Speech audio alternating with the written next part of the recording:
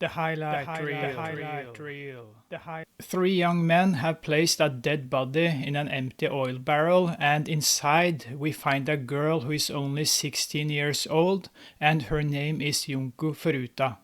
This is unfortunately not her story and the movie we wanted, nor the movie she deserved. The movie starts by introducing the leader of the perpetrators, who nobody likes.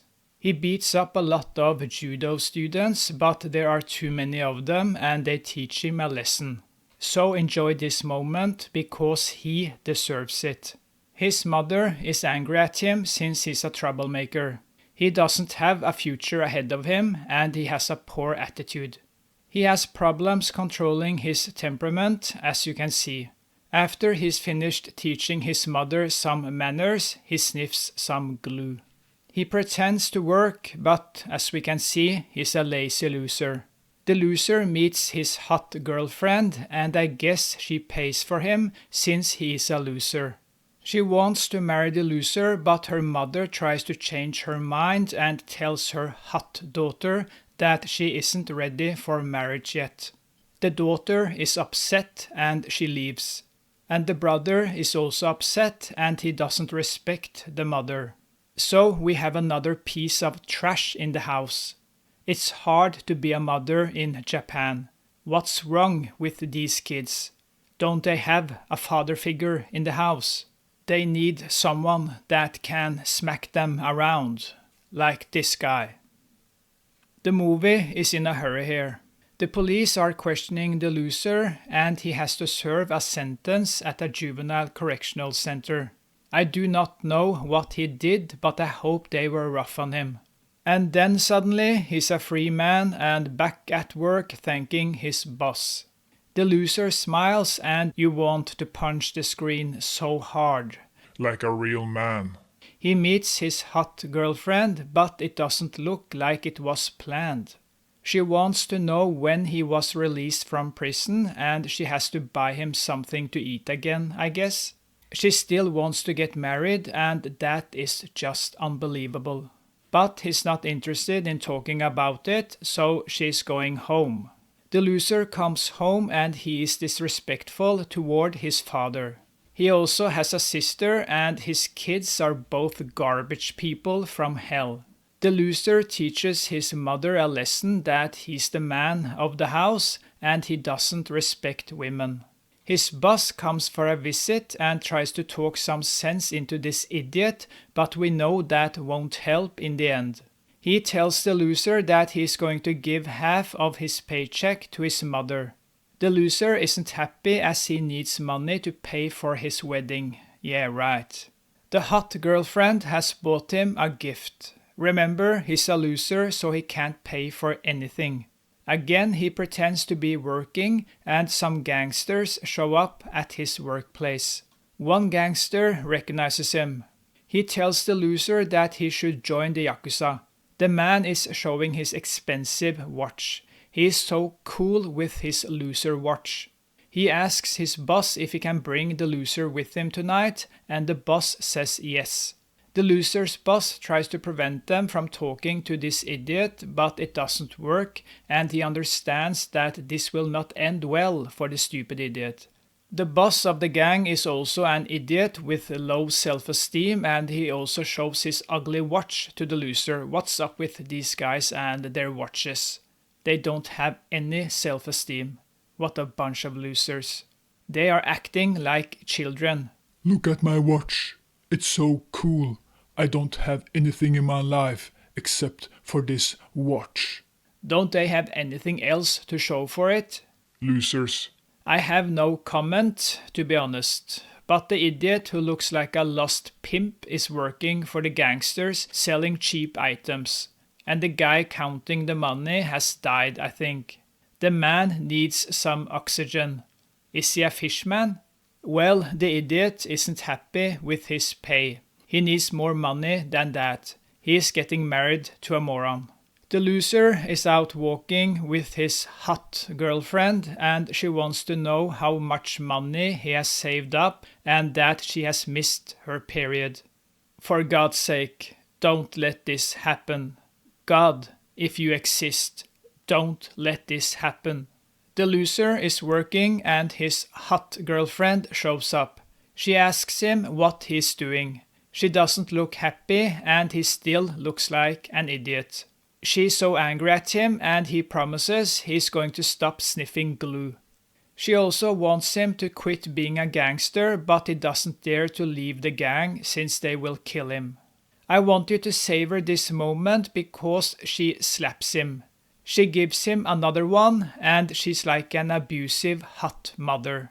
This will not end well for these idiots. The only thing she talks about is getting married. The hottie is crazy. He tells her he's going to take care of it. He asks the boss if he may leave the gang, and his boss tells him the reality and that they are going to kill him if he tries to run away.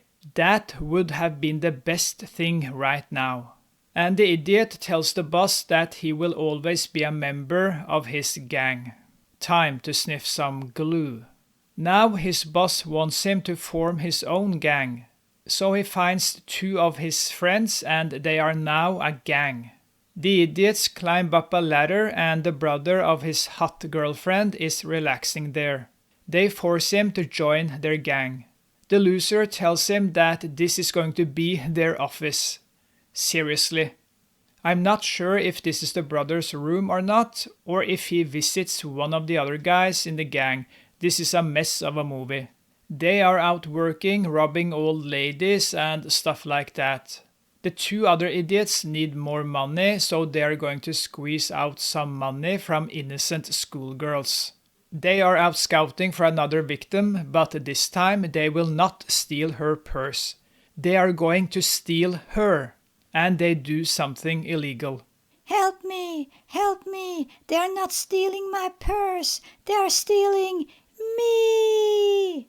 The loser is interrogated by the police since the woman filed charges, but the police must let them go since they deny everything.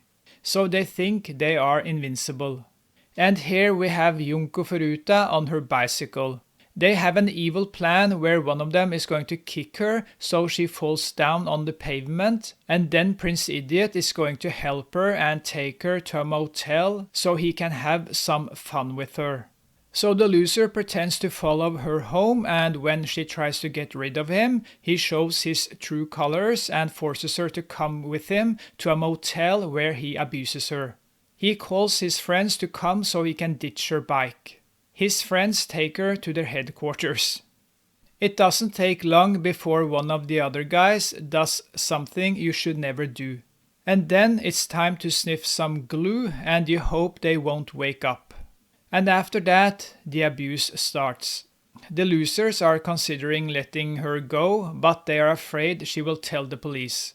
So they decide to frighten her more so that she will never contact the police.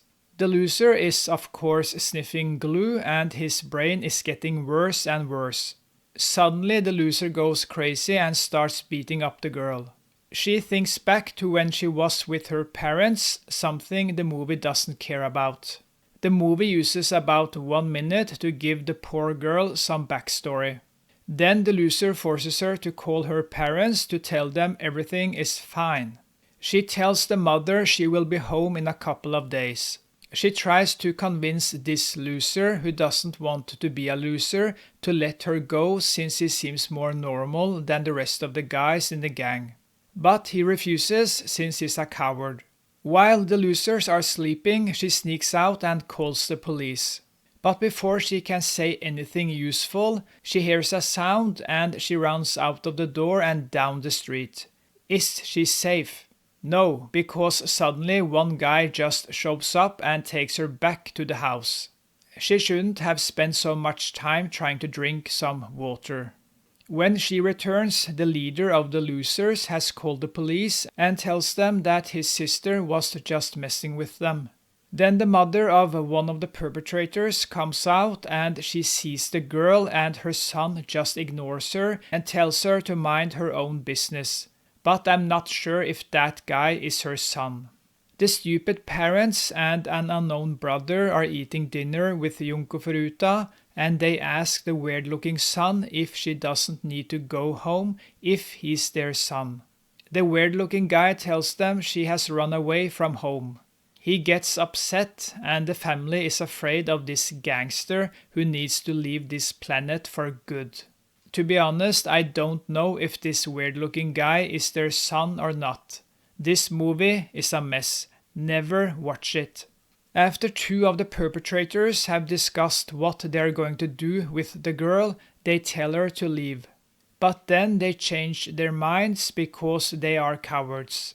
The leader comes in and gives him a good slap in the face and tells the girl that if she leaves, he will kill her.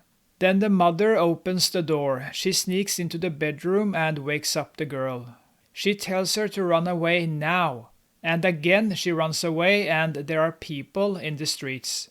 But she is so slow and suddenly the weird-looking guy catches her. He brings her back to the house where she will experience hell on earth. This is where it goes to hell for the innocent girl, and you end up hating the whole family that knows about it. It's better to be dead and righteous than alive and be a family of cowards like this family. For Christ's sake, they should all serve a lifetime in prison, all of them. They burn her leg as punishment, and the leader's hot girlfriend is visiting his mother and asks her if she knows where he is. But she can't help her. That's the last we see of the hottie. Bye-bye, hottie. You were so fine, mighty fine. Call me. The losers abuse the girl again, and this is when you lose all hope for humanity and the terrible species we call humans. The girl is half dead and the losers beat her again. She begs for water, but they don't care. The leader comes in and he has lost a lot of money after gambling. He takes a close look at the girl and he beats her again. She falls down to the floor. He picks up a tiny dumbbell and drops it on her stomach. He asks her if she is all right and they leave the room. She is still alive, but not for long.